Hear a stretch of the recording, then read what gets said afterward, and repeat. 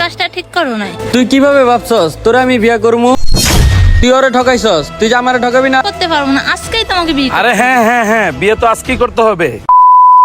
এই ড্রাইভারকে নিয়ে আর পাই না, আর রাস্তা তো একটা রিস্কাও দেখছি না, আমি কিভাবে যাবো আজকে অফিসে? এই মানে দাঁড়াও, কি হলো, কিছু কি বলবো আমাকে? মানে ব্যাগটা রেখে আসছিল, তোমার সাথে কিছু কথা আছে আমার।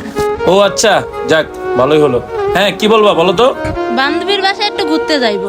না তোমাকে আমি বলছি না কোনো ঘোরা যাবে না, কোনো বান্ধবী টান্ধবী বাসায় যেতে পারবো না, বাসায় থাকবা। না, তোমাকে আমি বলছি না আমার যেতে হবে, আমাকে বাধা দিও না। যেতে হবে মানে?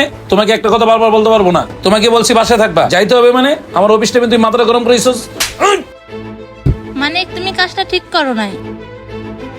কাজটা আমি ঠিক করি নাই। হ্যাঁ, আজকে অফিস থেকে আইসলি, তারপরে তোরা বুঝাবো মজাটা। কি যে করি আমি কিছুই বুঝতেছি না। ভাই কি আবার কারোর সাথে কোনো সম্পর্ক টম্পর্ক করে কিনা? যাই হোক, মাকে একটা ফোন দিয়ে বলে দিই। আম্মু আজকে টিফিন টাইম দিয়ে আমার বার্গার কিনে দিতে হবে। আচ্ছা ঠিক আছে, তোকে বার্গার কিনে। কিরে মানিক, হ্যাঁ আম্মু। তুই অফিসে যাসনি?